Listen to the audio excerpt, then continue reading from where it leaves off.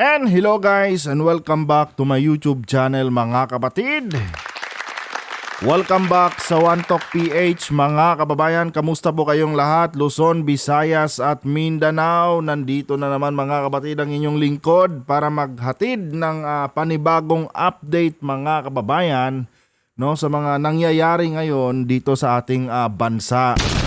At eto mga kapatid, nako mga kababayan, ewan ko kung matutuwa kayo mga kapatid sa balitang ito. Kasi sabi dito mga kapatid, hindi daw muna magpapadala, no, ang bansang Pilipinas ng ating mga gray ship, no, diyan sa may Baho de Masinloc matapos mga kababayan ang nangyaring banggaan ng mga barko ng China.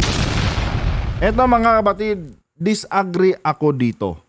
No, disagree ako dito mga kababayan dahil para bang pinapalabas natin dito mga kapatid na natatakot tayo, no, sa gagawing paghihiganti ng bansang China. Kasi nga 'di ba mga kababayan, nagbanta ang China na maghihiganti sila at magiging mahigpit daw sila mga kapatid. No, paghihigpitan tayo ng China sa loob ng ating teritoryo, biruin nyo 'yan. Tapos ngayon mga kababayan, hindi tayo magpapadala di umano ng ating mga gray ship daw dahil iiwas daw muna tayo mga kapatid sa mga komprontasyon at baka mauwi daw sa gera. Ewan ko mga kababayan kung agree kayo dito. Pero bago ang lahat mga kapatid, huwag niyo po sanang kalimutan na i-like ang ating video ngayon para i-share pa ni YouTube sa iba pang hindi pa nakakapanood. So eto guys, panoorin muna natin ang balitang ito at bigyan po natin ng ating personal na opinion at reaction. Unang-una, ang napakaliwanag ng direktibo nating Pangulo. Whatever we do, we will not be the one to provoke. No?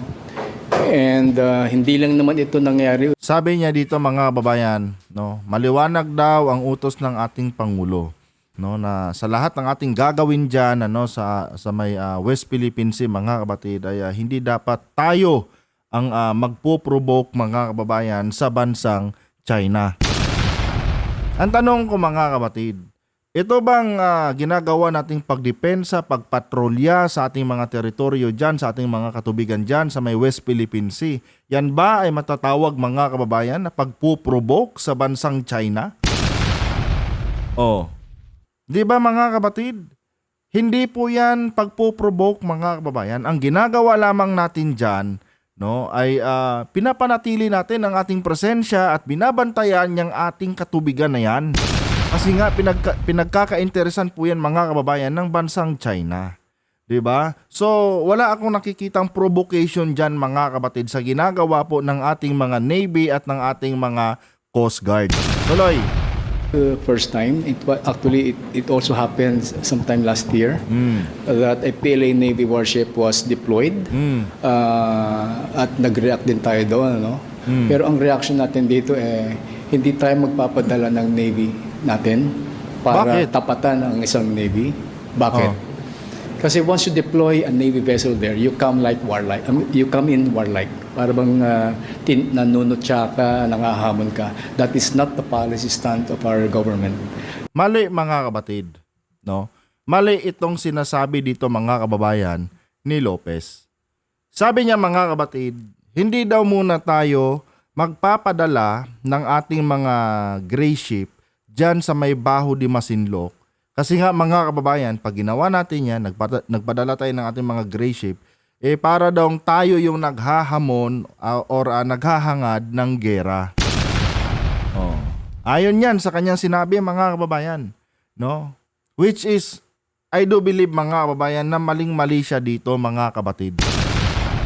Bakit kamo? Pag ginawa natin yan, no, hindi tayo nagpadala ng ating gray ship dyan sa Baho de Masinloc, which is territorial water natin yan mga kapatid. Para na rin nating sinabi mga kababayan na natatakot tayo, no, sa binitawang banta ng China, no, sa atin. Di ba? Pero inyo mga kapatid pinagbabantaan tayo ng China, no, sa loob mismo ng ating katubigan. Itong sinasabi ni Alexander Lopez, mga kapatid, ewan ko kung ano yung posisyon nito, mga kababayan, para magsalita siya ng ganito. Itong kanyang sinasabi, mga kapatid, para bang sinasabi na rin niya, mga kababayan, na isinusuko na natin yung baho di masinlok. Bakit kamo? Bakit tayo ang mag-a-adjust, mga kababayan, sa bansang China? Diba? Bakit kailangan nating i-adjust, no, yung ating pagpapadala ng gray ship natin diyan, ano, sa ating teritoryo? Mga kapatid, in the first place, walang karapatan ang China, no, para pumasok diyan. Oh. 'Di ba, mga kababayan? Walang karapatan ang China at hindi dapat nang dadyan, mga kapatid, itong mga barko ng bansang China. In fact, mga kababayan, hindi dapat tinatawag yan na disputed territorial water Kasi nga, mga kapatid, may declaration na, no, na ginawa, mga kababayan, ano, itong UNCLOS, mga kapatid, na kung saan inaward na sa Pilipinas, no, yang West Philippine Sea na yan. Sa madaling sabi, mga kababayan, tayo ang may karapatan sa katubigan na yan, mga kapatid. So bakit ngayon, no, tayo ang nag-a-adjust, mga kababayan, dito sa bansang China? Oh. 'Di ba, mga kapatid? Bakit kailangang mag-adjust ang Pilipinas, no, dito sa mga barko ng China na pumapasok diyan sa ating katubigan? 'Di ba? Gawin kaya ng China yan, mga kababayan, sa ibang sa ibang mga bansa tulad ng bansang Amerika. Subukan kaya nilang ipasok, mga kapatid, itong kanilang mga gray ship doon sa territorial water ng US. Ewan ko lang, mga kababayan, kung hindi po magkakaroon, mga kapatid, ano, ng komprontasyon. Bakit kamo? Wala silang karapatan 'Di ba? Wala silang karapatan, mga kapatid. Same goes din, mga kababayan, sa atin dito sa Pilipinas. No? Walang karapatan ang China na pumasok sa ating katubigan. Oh. Kaya tama lang na magpadala tayo doon, no, ng ating mga gray ship para tindigan, mga kapatid, na teritoryo namin ito. No, China, teritoryo ng Pilipinas to. Wala kayong karapatan na pumasok dito. Oh.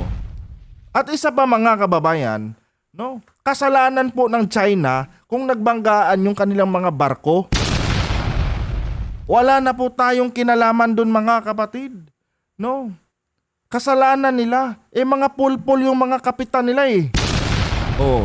Hindi marunong magmaniobra ng kanilang mga barko kaya nagbanggaan. 'Di ba? Ewan ko, mga kapatid, kung saan kinukuha ni Lopez, mga kababayan, itong kanyang mga pinagsasabi dito. At ginagamit pa niyang defense mechanism, mga kapatid, yung sinabi ni President BBM. No? Na every time daw nagagalaw tayo diyan sa sa tawag dito diyan sa West Philippine Sea, ay dapat yung mga galaw natin hindi provocative, hindi nagpo-provoke, hindi nag-aamok ng gera o anumang kaguluhan. 'Di ba? Ginagamit pa niya yan, mga kababayan. Pero kung tutuusin, kung iintindihin mo yung sinasabi niya, parang gini-give up natin, no, yung ating karapatan diyan sa may baho di masinlok. Oh. Biruin mo, tayo ang mag-a-adjust, no, sa bansang China? Tayo yung may karapatan dyan sa tubig na yan So bakit tayo ang mag-a-adjust? Oh.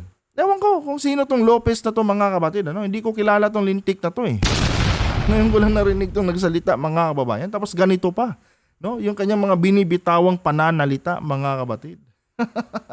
Tuloy. Para tapatan ang isang Navy. Bakit? Kasi once you deploy a Navy vessel there, you come like warlike. You come in warlike. Para bang nanunutya ka, nangahamon ka. That is not the policy stand of our government. Maling-mali ito No? Parang kinokontradict niya, mga kababayan, yung sinabi ni Roy Vincent Trinidad, mga kapatid, na kung saan, 'di ba, kung maalala nyo noong nakaraang vlog natin, mga kababayan, sinabi po doon ni Roy Vincent Trinidad, mga kapatid, na ang pagdepensa no, yung pagbabantay natin sa ating mga territorial waters ay hindi yan nangangahulugan, no, na nagpo-provoke ang Pilipinas ng giyera. Mandato yan ng ating konstitusyon, obligasyon yan ng ating sandatahang lakas na bantayan yung ating mga territorial waters. Oh, yun ang sabi ni Roy Vincent Trinidad, mga kapatid. No? Hindi tayo, yung mga ginagawa natin pagpapatrolya dyan, pagpapadala ng mga gray ship natin, no, dyan sa ating mga territorial waters, mga kapatid, ay hindi po yan isang uri ng pagpuprovoke, mga kababayan, no, sa bansang China. Ginagampanan lamang natin, no, yung ating tungkulin na bantayan at magpatrolya sa ating mga katubigan. Oh, di ba? Dito sa sinabi ni Lopez, mga kapatid, talagang nakakadismaya, mga kababayan. No? And I do believe, mga kapatid, na hindi ito nagsasalita in behalf, no, sa Philippine Coast Guard at sa Philippine Navy. Kasi hindi ganito ang stand ng Navy natin, mga kababayan, at ng ating Philippine Coast Guard. 'Di ba? Siya lang nagsasabi niyan, mga kababayan. At ginagamit pa niya, no, na defense mechanism, mga kapatid, yung mga sinabi ni President BBM, which is mali yun, mga kababayan. Hindi ganon ang interpretasyon nun, mga kapatid. 'Di ba? Sabi ni President Marcos, no, ginagawa lang natin, no, patuloy natin na gagawin yung ating tungkulin, na bantayan yung ating mga katubigan, no, at hindi tayo nag-aamok ng giyera, no. In fact, gusto natin, kaibigan natin lahat, no, ng mga bansa. Oh, yun ang stand ni President BBM.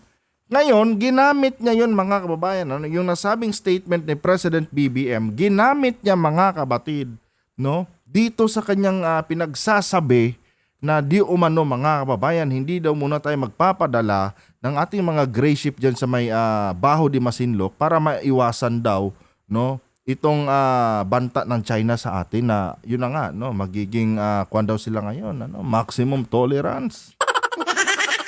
Di ba? Sabi kasi ng China sa atin, mga kapatid, mas magiging mahigpit daw sila ngayon dyan, no, sa atin, sa may sa may West Philippine Sea, na para bang kiniklaim ng China na sila talaga yung totoong may-ari ng katubigan na yan. Oh. 'Di ba? Hindi na natin kasalanan 'yon kung hindi matanggap ng China na talo sila, mga kababayan, sa kaso. Na-award na sa atin 'yan eh. Ayaw lang nilang tanggapin eh.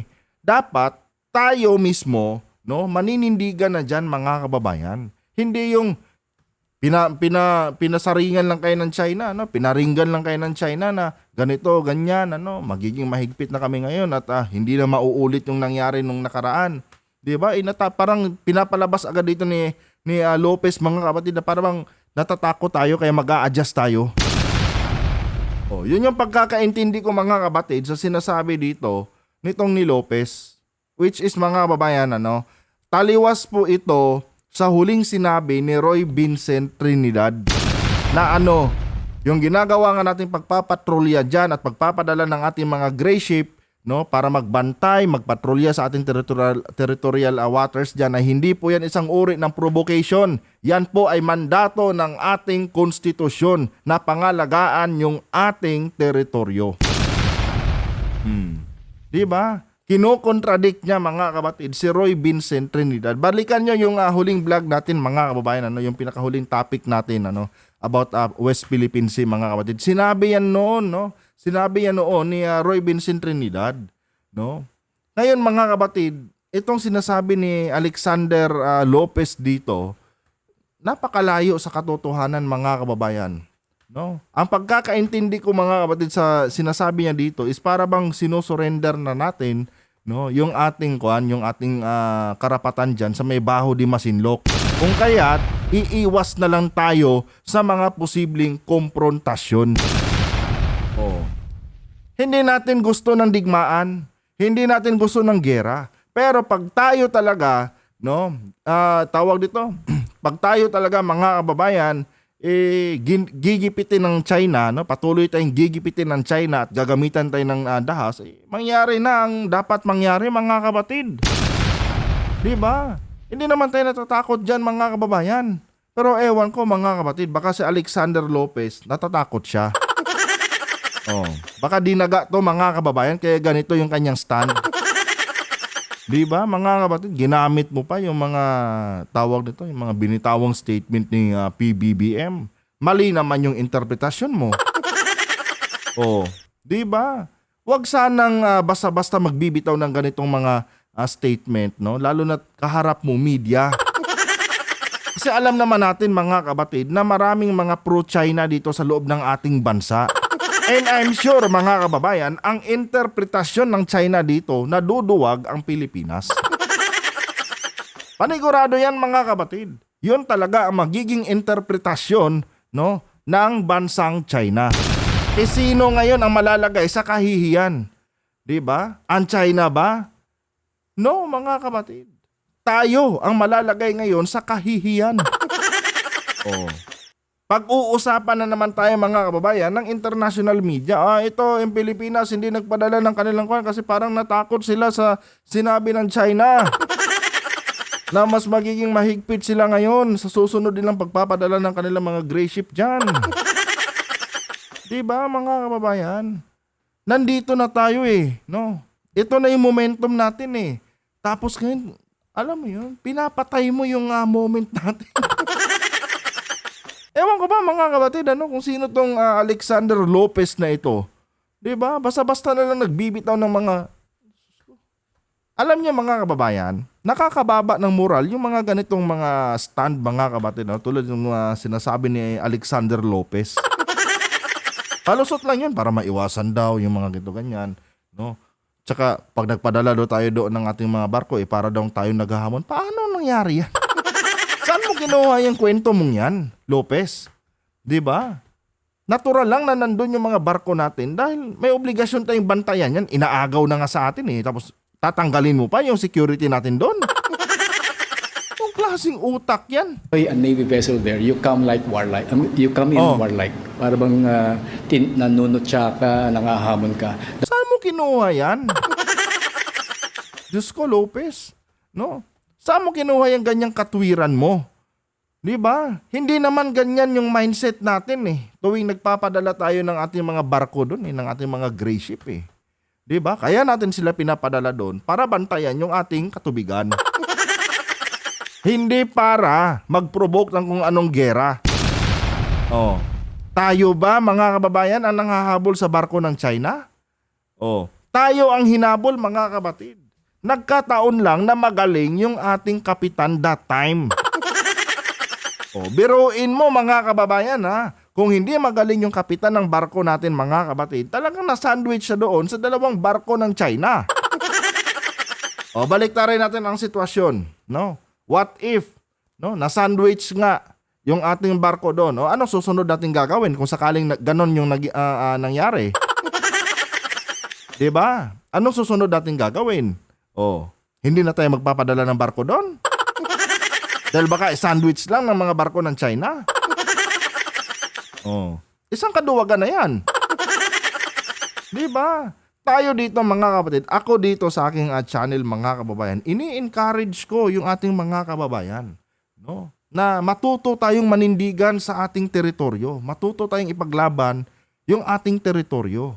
Diba? At lagi ko rin sinasabi sa inyo dito mga kababayan, na hindi tayo naghahangad ng digmaan.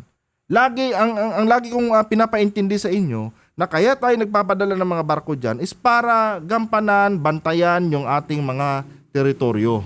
No? Kasi nga, pinagkaka-interesan ito ng China.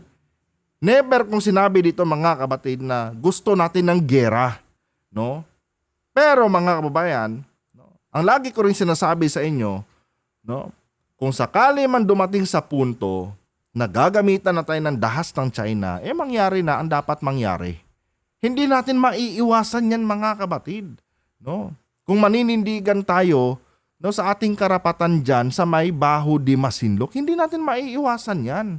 In fact mga kababayan, China, mga kapatid, China ang takot na hindi nila tayo mga kababayan magawang tutukan ng kanilang armas. Di ba? Tapos ngayon, merong ganitong klaseng sinong Yusek na ito. No? Biglang magbibitaw ng ganitong mga statement na hindi muna tayo magpapadala dyan dahil baka sabihin ng China na gusto natin ng gera. Kung ganun ang magiging interpretasyon ng China, problema na nila yon. Problema na nila yon. Diba? Sila lang naman ang pinagpipilitan itong kanilang sarili na sa kanila daw yung teritoryo na yan. Pero tayo mga kapatid, we have all the rights. Dahil mga kababayan, yung West Philippine Sea na yan has been awarded sa Pilipinas. Diba? Properly documented yan. Nagkaroon ng due process. Nanalo tayo mga kapatid sa kaso. So wala na tayo dyan kung ano man yung pinaglalaban ng China kahit sabihin lang illegal yung arbitral awards na nakuha ng Pilipinas. Wala na tayo dyan. Dumaan na tayo sa due process eh. Diba? Hindi na natin problema yan kung hindi nila matanggap yung katotohanan. Oh. Ewan ko mga kapatid, kung saan kinuha ni Lopez mga kababayan itong kanyang, ewan ko, anong tawag niya? Kasi para sa akin, parang kaduwagan yan mga kapatid eh. No, sorry mga kababayan, pero yun talaga ang pagkakaintindi ko sa sinasabi dito ni Lopez. Para bang naduduwag tayo. Kung siya naduduwag mga kapatid, tayo hindi po tayo naduduwag mga kababayan. Diba? Biruin mo, gusto niya Pilipinas ang mag-adjust sa China. Diba? Tsaka yung mga sinabi niyang ito, contradict mga kapatid sa sinabi ni Roy Vincent Trinidad. No? Na ang ginagawa nating pagdepensa, pagpatrolya dyan sa ating territorial waters ay hindi po yan isang uri ng provocation. No? Hindi tayo nakikipagtagisan sa kanila, hindi tayo naghahangad ng digmaan. Yan po ay mandato ng ating konstitusyon na i-safeguard yung ating mga nasasakupan. Diba? Pero ito, ewan ko mga kababayan kung anong klaseng tao to. Hindi dapat ganito ang paninindigan mga kapatid ng isang tunay na Pilipino. Biruin mo, tayo mga kababayan, ang mag-a-adjust para maiwasan di umano ang digmaan. Wala naman digmaan. Hanggat hindi nagpapaputok ng kanilang armas itong China laban sa ating mga sundalo o sa ating mga sibilyan na mga mangingisda dyan, walang digmaan na mangyayari. Diba mga kapatid? Lahat ng pagtitimpi ginawa na natin mga kababayan, tapos gaganyanin mo lang yung ating mga kasundaluan, parang ginagawa mo silang duwag. Oh. Panigurado pagtatawanan tayo ng China dito mga kapatid. Sasabihin ng China, natakot ang Pilipinas. At ang mas worst dyan mga kababayan, pag ginawa natin dyan, baka bigla na lang tambakan ng China yan ng sangkatutak nilang mga warship dyan. Dahil wala tayo dyan mga kapatid. Ano bang gagawin natin? Di ba? Hindi nag-iisip talaga mga kapatid itong si Alexander Lopez na ito. Sorry mga kababayan, hindi naman sa nagmamagaling, pero mga kapatid, itong kanyang sinasabi ay isang kaduwagan po ito mga kababayan. Insulto, nakakababa ng moral mga kapatid bilang isang Pilipino. Parang nakakababa ng moral talaga mga kababayan. Kasi lumalabas dito sa kanyang sinasabi mga kapatid na parang natatakot tayo sa banta ng China. Diyos ko po. Tuloy. At nag-react din tayo doon, Pero ang reaction natin dito hindi tayo magpapadala ng Navy natin para tapatan ang isang Navy. Bakit? Kasi once you deploy a Navy vessel there, you come in warlike. Para bang nanunutya ka, nangahamon ka. That is not the policy stand of our government. So, hindi tayo magpo-provoke kasi we do not know what will Provoke. Inay ko po. Literal, literal na kabaliktaran ito sa binitawan ni Roy Vincent Trinidad mga kapatid. Itong kanyang statement, hindi tayo nagpo-provoke. Nagpo-provoke ba tayo? Nagbabantay lang tayo binabantayan lang natin yung ating teritoryo Diba? Ewan ko mga kapatid kung saan si Roy Vincent Trinidad. Bakit hindi niya tinampal sa mukha tong lintik na to? Diyos ko po. Halatang hindi ito nakikinig ng mga statement ng Coast Guard at Navy mga kababayan Kaya ganito yung sinasabi niya Halatang hindi ito nakikinig mga kapatid. Kasi kung narinig niya yung sinabi ni Roy Vincent Trinidad mga kababayan, hindi ganito dapat yung statement niya. Diba? Ang linaw ng sabi ni Roy Vincent Trinidad, mga kapatid, noong nakaraang araw, no? Na yun na nga, yung ginagawa nating pagpapadala ng barko natin, pagpapatrolya dyan, ay hindi provocation yan. Parte yan ng obligasyon ng ating sandatahang lakas, no? Nabantayan yung ating mga territorial waters. Oh. At hindi natatakot ang Pilipinas sa kahit anumang banta o hamon ng China.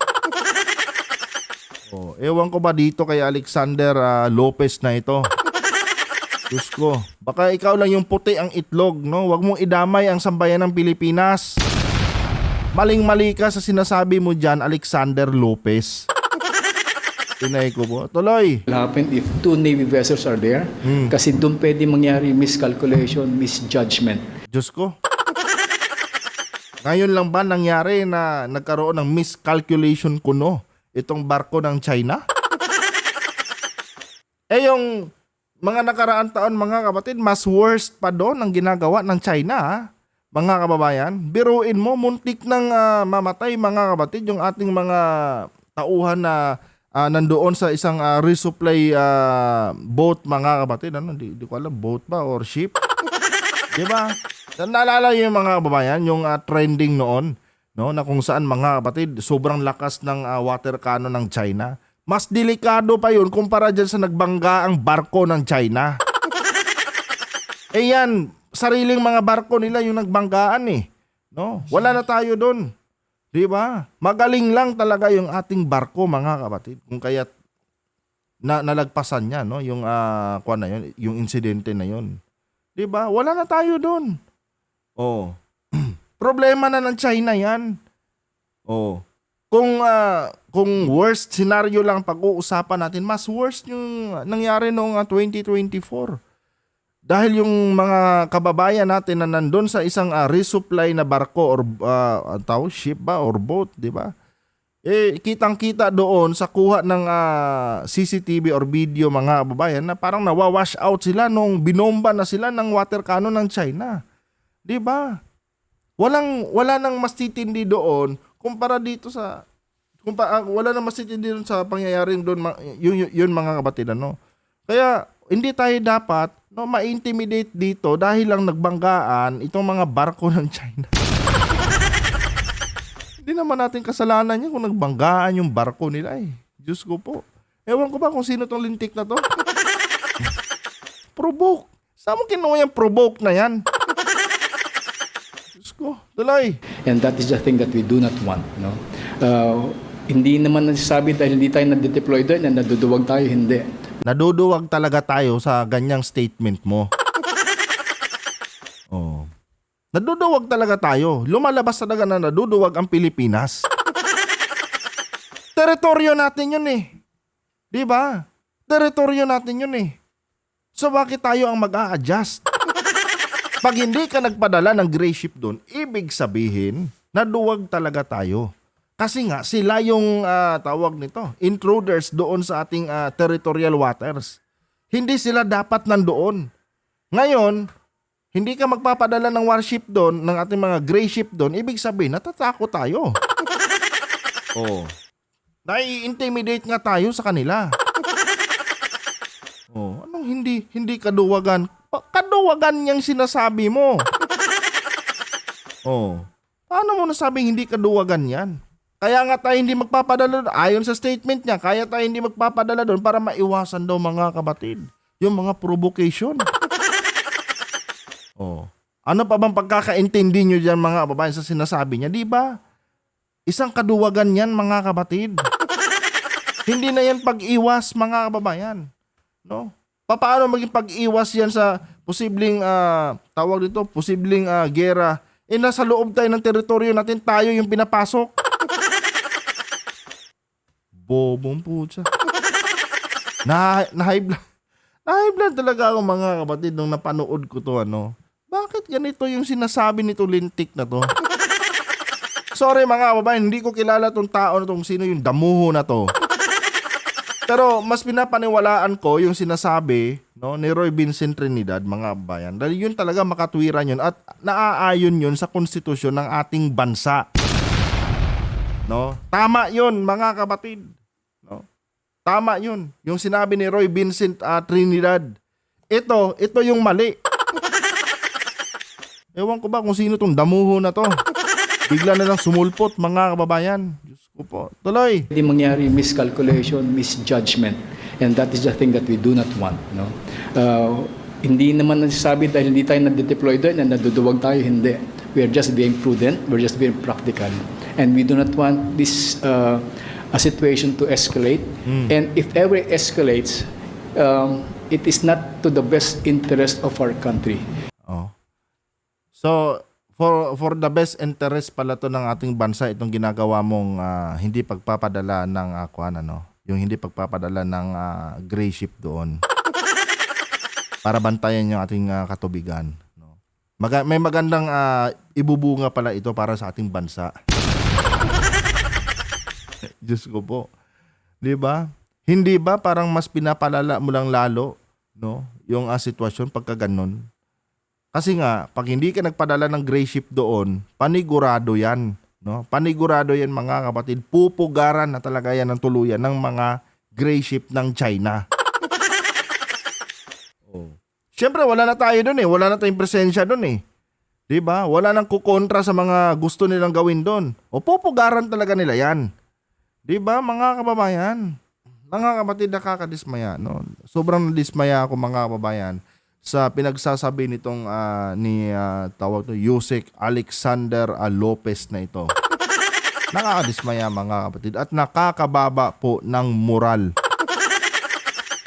Diyos ko, ewan ko ba sa taon to saan nanggagaling yung mga pinagsasabi nito. Taliwas sa sinabi talaga ni Roy Vincent Trinidad, mga kababayan, no? Kabaliktaran, 'di ba? Balikan niyo yung huling video natin, mga kapatid. Pakinggan niyo kung anong sinabi doon ni Roy Vincent Trinidad, 'di ba? Sinabi ni Roy Vincent Trinidad doon, napakaklaro, mga kababayan, na yung ginagawa nga nating pagpapatrolya, pagpapadala ng ating mga gray ship, ng ating mga Coast Guard diyan sa may West Philippine Sea, mga kababayan, ay yan po ay pagbabantay lamang sa ating teritoryo at pagpapanatili ng ating presensya, at hindi po yan provocation, mga kapatid.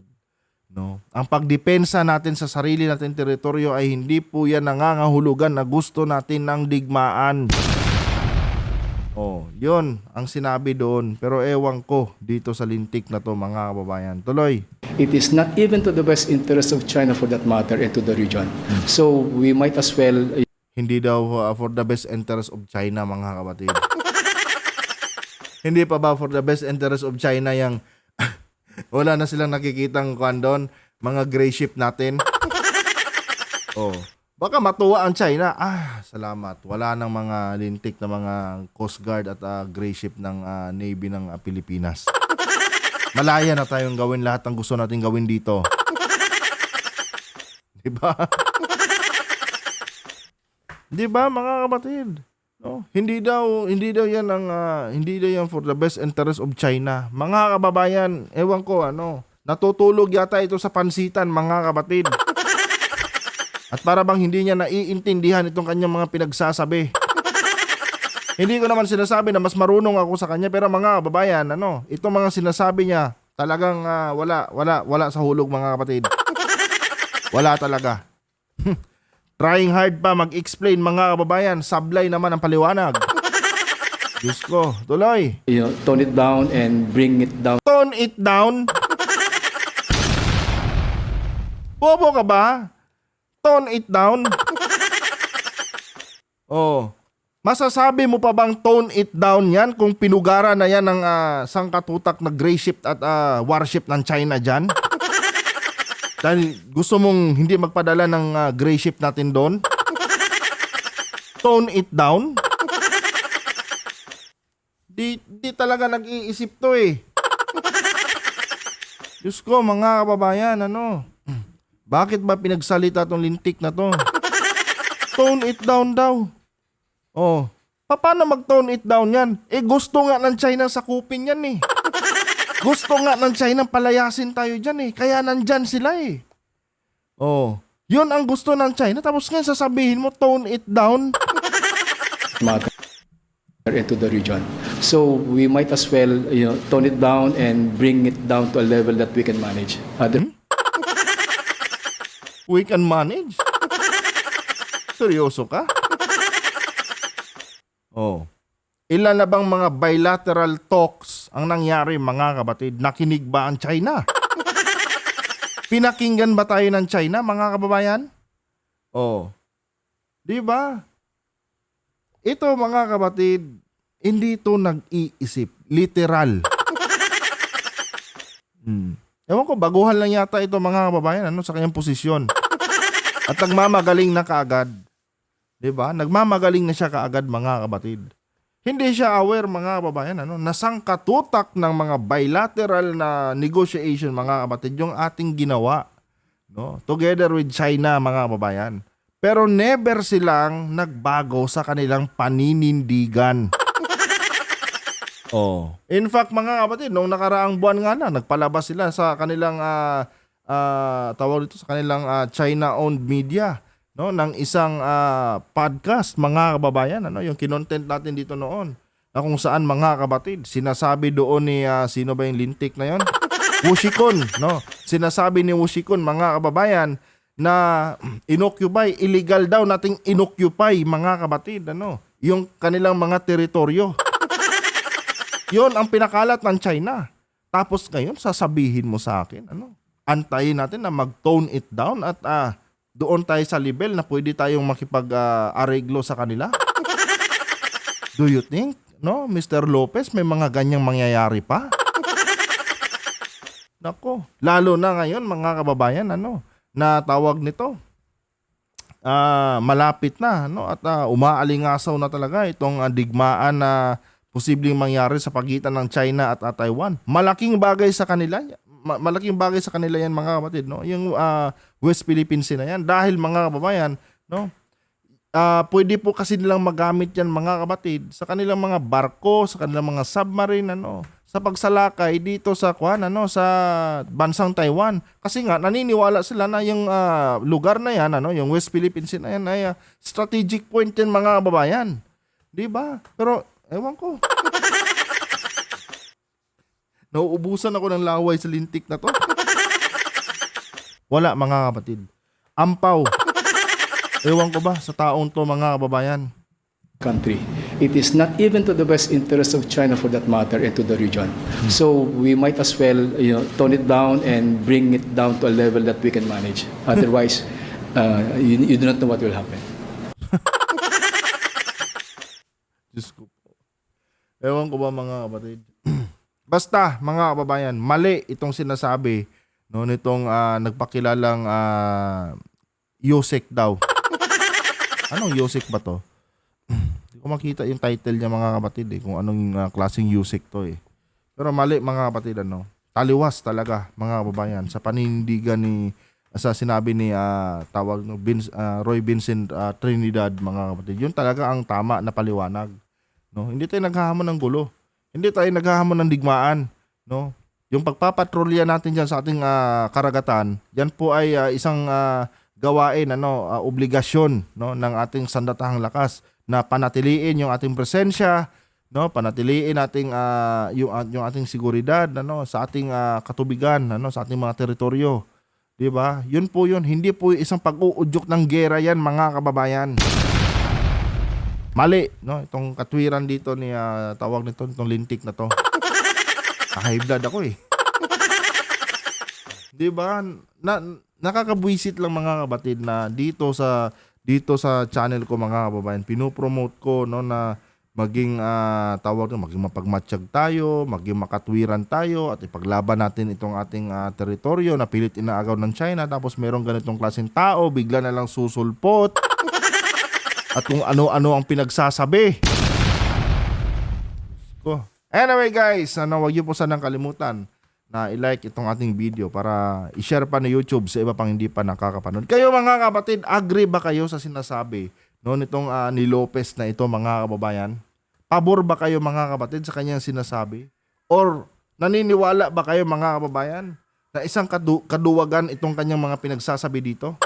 Comment dyan sa baba, mga kapatid. Hanggang dito na lang. Adios.